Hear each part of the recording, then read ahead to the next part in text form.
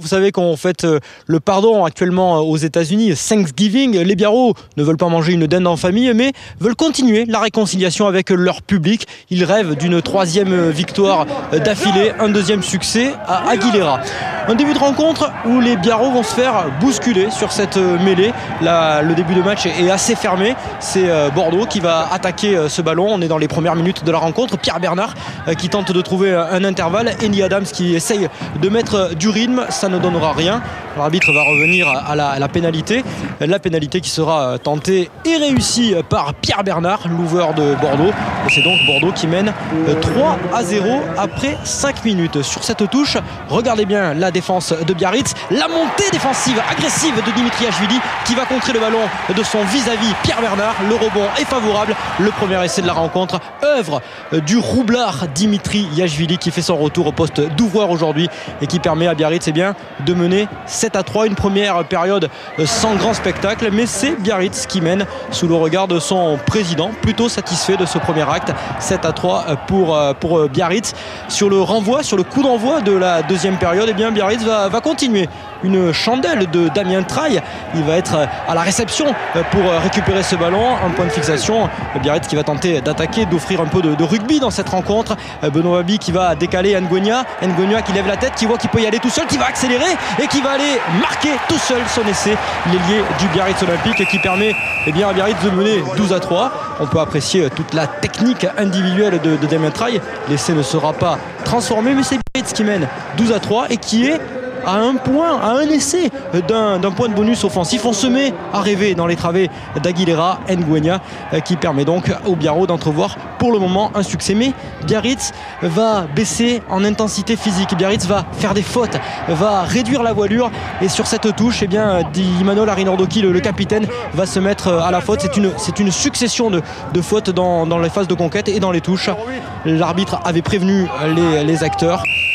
Et c'est ce qu'on va appeler le tournant de la deuxième période, le tournant de la rencontre. Un carton jaune pour Imanol Arinordoki. Biarritz va jouer en infériorité numérique. Voilà, l'arbitre est clair. Et Bordeaux ne va pas se compliquer la tâche, va jouer sur ce qui fonctionne depuis deux rencontres, les ballons portés, l'épreuve de force. Et là, les avants vont se regrouper autour de leur troisième ligne. Louis-Benoît Madol qui va tenter d'aller marquer. C'est un essai, le premier essai pour Bordeaux. 12-8, Bordeaux revient à hauteur sous le regard dépité un petit peu d'Imanol Arinordoki. Les deux équipes sont de nouveau à 15 contre 15. Il reste un quart d'heure dans cette rencontre. La mêlée de Bordeaux qui fait l'effort, Sobus qui voit Taleboula, le Fidjien, et qui arrive entre le 9 et le 10 et qui marque un deuxième essai. Un essai tout en puissance, Taleboula qui inscrit là son 8e essai de la saison. Taleboula qui permet pour la première fois dans la rencontre, pour la deuxième fois dans la rencontre, qui permet à Bordeaux de mener 15-12.